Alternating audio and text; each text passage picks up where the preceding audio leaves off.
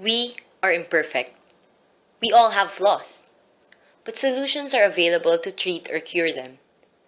We've asked around if people have flaws they would like to change and if they would turn to cosmetic drugs.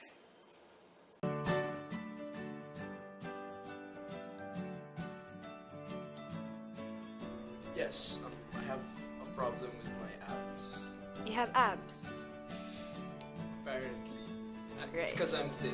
Pero anyway, the problem with it is it's uneven. Even. Yes. It's uneven. Other real flaws? Real flaws. Yeah. My height. Okay. My height. Small. First and foremost, my oily face because it's just really oily. Second, siguro yung nose ko kasi medyo flat siya. Pero yun lang naman. I want to improve my height. Yes. That's all I think. That's it. Creepy. Sa face, baka eyes. Kasi medyo bandag ako. Okay. Yes. Yes, and those would be the scars on my face. My skin is very sensitive, so whenever I get pimples, I would get hypertrophic scars afterward and enlarged pores. No.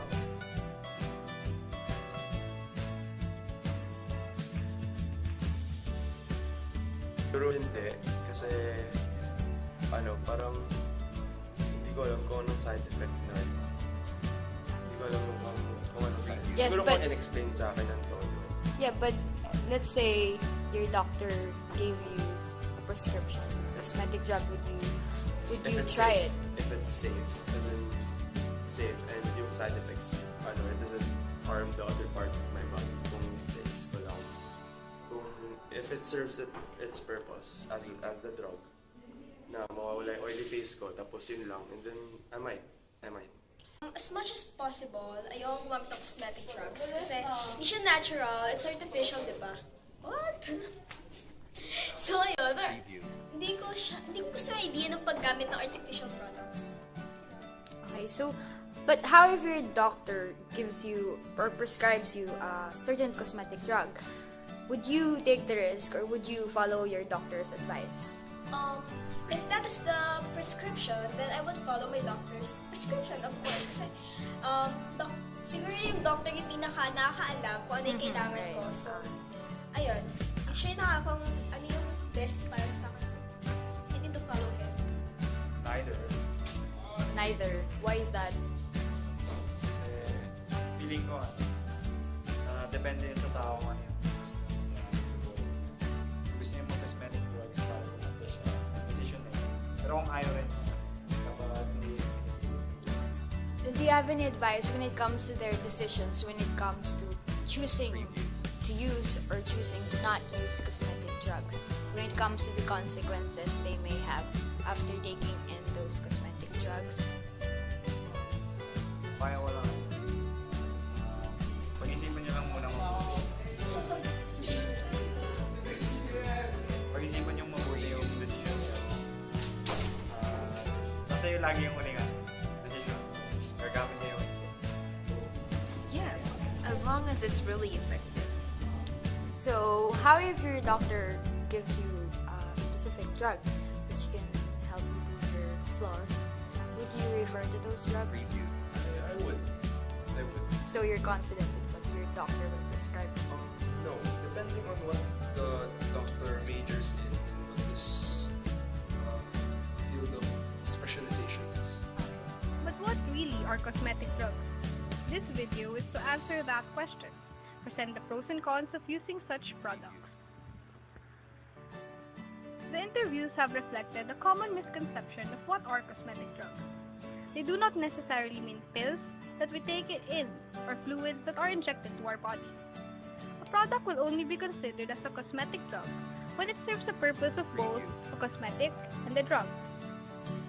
For example, anti-dandruff shampoo is considered as a cosmetic drug because it serves the purpose of both cleaning the hair and treating dandruff. As you can see, we constantly use cosmetic drugs. it has become part of our lives. The toothpaste, soap, and lotion we use that promise whitening effects. Facial cleansers that treat acne, blackheads, whiteheads, oily face, and other skin conditions. Deodorants that are also antiperspirant. The shampoos that cater to hair-related problems, such as hair fall and dandruff. All of these are cosmetic drugs. They do not even have to be prescribed by doctors for us to use.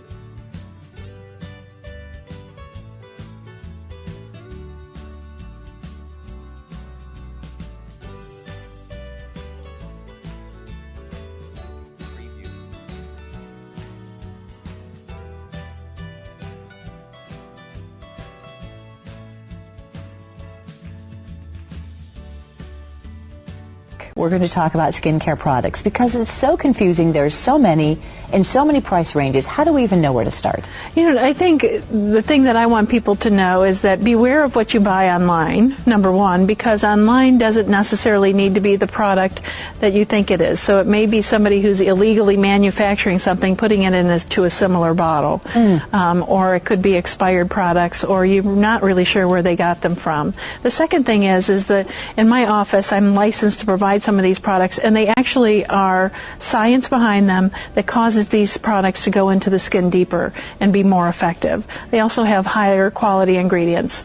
So, you know, there are products that are at some cosmetic counters that are really high end, very, very pricey. I have patients who come in and say they spend $500 or $600 on one or two products. And you don't need to spend that kind of money. I would think that if you're in a $400 to $500 price range, maybe 2 to 3 times a year, you will have the best products without overspending for what's the best out there on the market. And you can guide people as to what they need, so they're only buying what it is they need, not everything, hoping they get it right. Exactly, and some of the products overlap each other, so there's no need for you to buy 2 products that have the same items in them in different concentrations. Sounds good. Thank you, Dr. Clinton. And Dr. Clinton does have specials on many of these products, so give her a call to see what's the special this week. And that's our timeless tip on Daytime.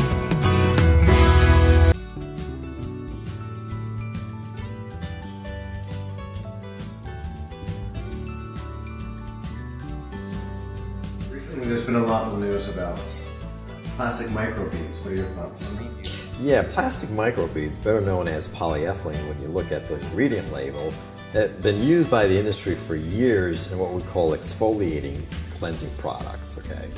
And they're really sharp little crystals, and the problem with them is that they are accumulating in the aqueous environment and damaging the plant life and the fish life that lives in that environment. Now, do we have to use those? For years, there's been what we call the natural type exfoliants, such as date seed, poppy seed, and cornmeal. Also, in most other countries, they've banned them a long time ago. A lot of my clients come in from using exfoliants that are too harsh, so that even though they're exfoliating, it's damaging and causing more dry skin and more dead cells, so that then it's doing more harm than good. Yeah, that's correct, because the polyethylene beads are very sharp. They're like crystals, whereas the date seed and the poppy seeds are more round and they're going to be more gentle on the skin. Okay, the other thing is they're biodegradable.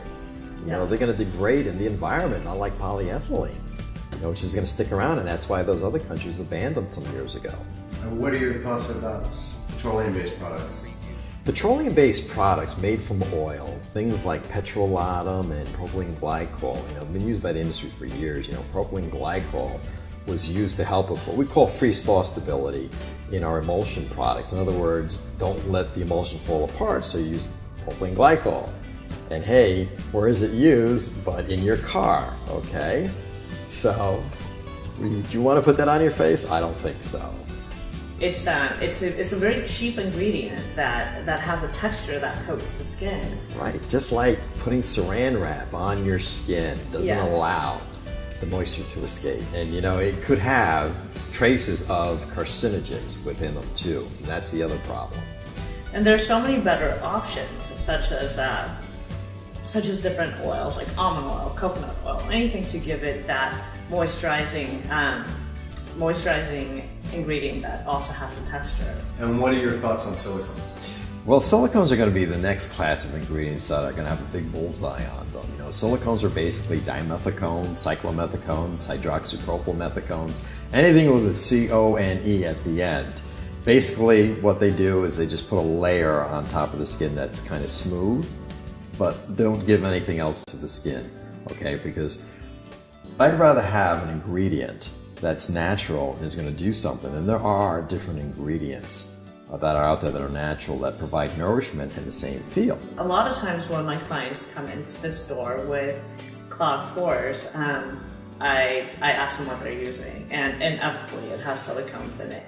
It does give, especially makeup with silicones, gives a very full coverage, but what that does also is it clogs the pores. Another no-no when it comes to silicones is hair care, more so than in skincare. I think it's found in hair care, where it gives a smooth feel because it does coat the hair, but it is also what causes a buildup, so that's why you have to use the harsh shampoos to take it out, drying out your hair at the end.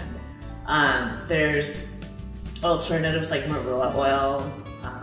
Yeah, milk thistle oil is going to help also.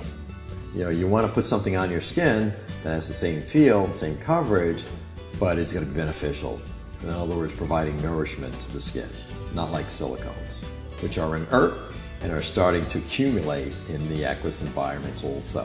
You know, there's a lot of confusion on fragrance and natural products. Can you clear this up, and what are your thoughts on essential oils in products since they are very fragrant?